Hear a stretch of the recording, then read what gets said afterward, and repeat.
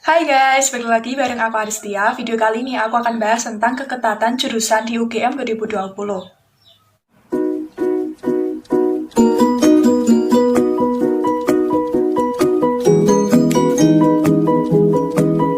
So, bagi kalian yang baru datang ke channel aku, jangan lupa untuk subscribe, like, komen, dan share ke teman-teman kalian sebanyak-banyaknya ya. Tonton video ini sampai selesai, karena informasi ini sangat penting banget bagi kalian yang mau milih jurusan di UGM. Kenapa keketatan itu penting? Karena untuk mengetahui persentase diterima di setiap jurusan di UGM. Kedua, kalian bisa mengetahui peluang lolos diterima di UGM itu bagaimana. Ketiga, untuk membandingkan keketatan di setiap jurusan, mana nih yang lebih ketat. Dan yang terakhir, kalian bisa untuk menjadi patokan untuk mempertimbangkan memilih jurusan di UGM. Di video kali ini konteksnya adalah SBMPTN, jadi aku menggunakan daya tampung SBMPTN 2020 dan juga peminat SBMPTN 2019. Kenapa kok nggak utuh? Karena dari UGM itu untuk tahun sebelumnya tidak diberitahukan berapa peminat 2019 masing-masing jurusannya. Hanya diberitahukan total keseluruhan pendaftar di UTU 2019. Nah, jadi untuk menghitung keketatan tidak bisa karena tidak diketahui peminat tahun lalu. Selain itu, untuk jurusan vokasi atau D4, aku research belum bisa dihitung untuk keketatannya karena setelah aku lihat di webnya UGM hanya diberitahukan total jumlah daya tampung untuk tahun ini.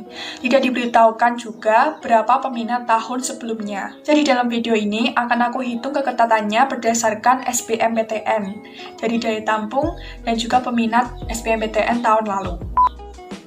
Oke, aku kasih rumusnya gimana cara menghitung keketatan atau persentase yang diterima di setiap jurusan. Caranya, daya tampung 2020 per peminat 2019 dikali 100%. Kalau di sini konteksnya SBMPTN, berarti daya tampung SBMPTN 2020 per peminat SBMPTN 2019 dikali 100%. Aku kasih contoh salah satu prodi yang ada di UGM. Aku ambil prodi biologi. Nah, cara ngitungnya berarti daya tampung SBMPTN 2020-nya 79, peminat SBMPTN 2019-nya 665, berarti 79 per 665 dikali 100%. 79 per 665 itu sama dengan 0,1187 dikali 100%. Sama dengan 11,87%, dibulatkan menjadi 11,9%. Yang perlu digarisbawahi, semakin kecil angka persentasenya, berarti keketatannya itu semakin besar, peluang lolosnya itu semakin kecil. Sedangkan semakin besar angka persentasenya, berarti keketatannya itu semakin kecil, peluang lolosnya berarti lebih besar. Selanjutnya aku akan bacain keketatan jurusan di UGM. Ini di setiap jurusannya S1. Nah, udah aku buat di tabel, kalian bisa lihat. Aku bacain ya. Yang pertama, dari prodi biologi, persentase keketatannya 11,9%, farmasi keketatannya 6,9%, geografi lingkungan keketatannya 8,3%, kartografi dan penginderaan jauh keketatannya 8,2%,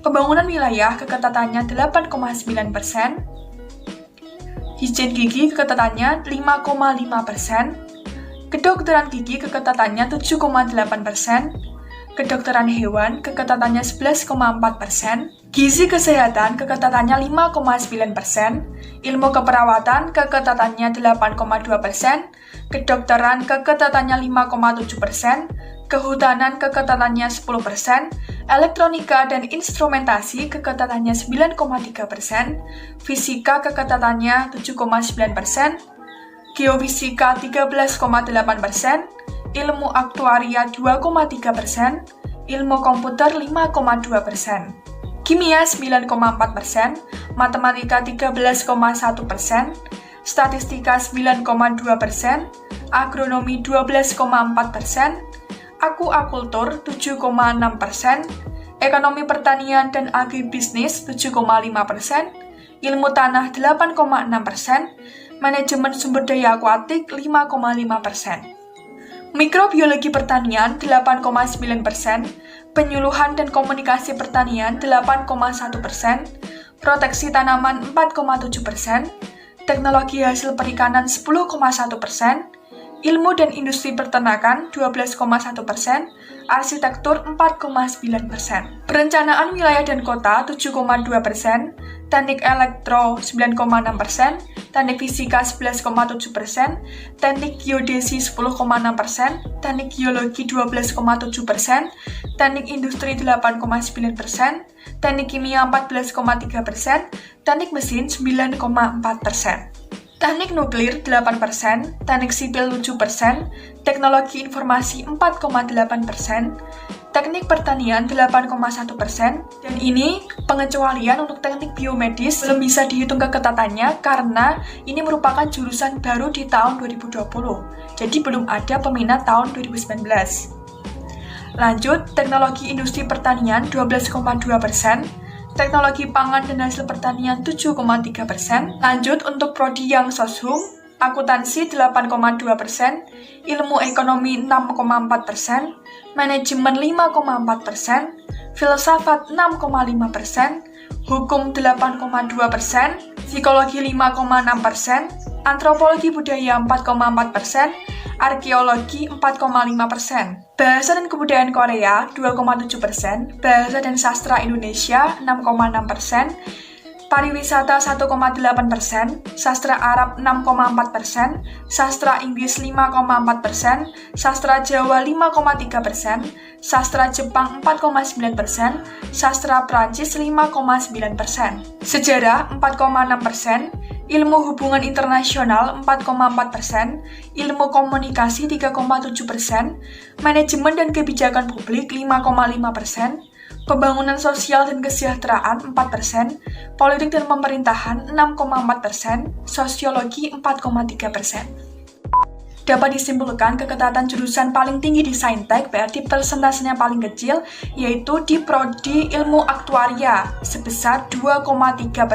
Sedangkan keketatan paling rendah jurusan Saintek di UGM yaitu di prodi teknik kimia, berarti persentasenya yang paling tinggi sebesar 14,3%. Untuk yang soshum, keketatan paling tinggi yaitu ada di jurusan pariwisata dengan persentase keketatan 1,8%. Sedangkan untuk persentase paling rendah ada di jurusan akuntansi dan hukum sebesar 8,2%. Lalu, gimana cara menganalisis keketatan antar jurusannya?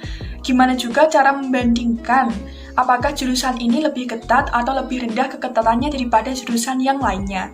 Nah, di sini aku bakal kasih contoh dua prodi, misalnya ambil ilmu ekonomi dan juga bahasa dan kebudayaan Korea. Untuk ilmu ekonomi, persentase keketatannya 6,4%, sedangkan bahasa dan kebudayaan Korea 2,7%. Seperti yang aku bilang tadi, semakin kecil angka persentasenya berarti keketatannya lebih besar.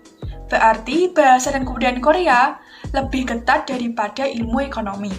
Berarti peluang lolos di jurusan bahasa dan kebudayaan Korea lebih kecil daripada ilmu ekonomi. Ambil contoh lagi untuk yang Saintek, misalnya kedokteran. Persentase keketatannya 5,7%. Dengan gizi kesehatan, persentase keketatannya 5,9%. Berarti, lebih besar yang gizi kesehatan dong. Untuk keketatannya, lebih ketat yang kedokteran. Berarti, peluang lolos untuk kedokteran lebih kecil daripada gizi kesehatan. Berarti, untuk gizi kesehatan, peluang lolosnya lebih besar daripada kedokteran. Aku pertegas lagi, untuk keketatan setiap jurusan ini setiap tahun bisa berubah, tergantung daya tampung tahun itu berapa dan juga peminat tahun sebelumnya itu berapa. Jadi, yang aku bahas ini kan keketatan tahun 2020, tahun 2021 dan tahun-tahun berikutnya, mungkin saja persentasenya itu berubah. Bisa lebih kecil atau lebih besar, berkurang, bertambah, jadi tergantung daya tampung dan juga peminat. Dengan adanya keketatan ini, kalian bisa mempertimbangkan setiap jurusan yang ada di UGM. Dan juga untuk membandingkan antara jurusan-jurusannya. Oh, berarti peluang aku lolos di jurusan ini lebih besar nih. Berarti peluang aku lolos di jurusan X lebih besar nih daripada di jurusan Y. Jadi nggak hanya berpatokan di daya tampung aja. Keketatan ini jangan dijadikan patokan mutlak. Pokoknya untuk gambaran aja seberapa besar peluang lolosnya dan juga keketatan setiap jurusannya. Jadikan semangat aja. Oh, berarti keketatannya tinggi banget nih, besar banget, peluang lolosnya juga kecil. Jadikan semangat buat kalian ya untuk mempersiapkan seleksi masuk UGM untuk tahun ini dan juga tahun-tahun berikutnya. Oke guys, sekian video dari aku, semoga bisa bermanfaat. Jangan lupa untuk subscribe, like, komen, dan share ke teman-teman kalian sebanyak-banyaknya. Jangan lupa follow Instagram aku di @aristiafaradisa, dan sampai jumpa di video selanjutnya ya. Dadah!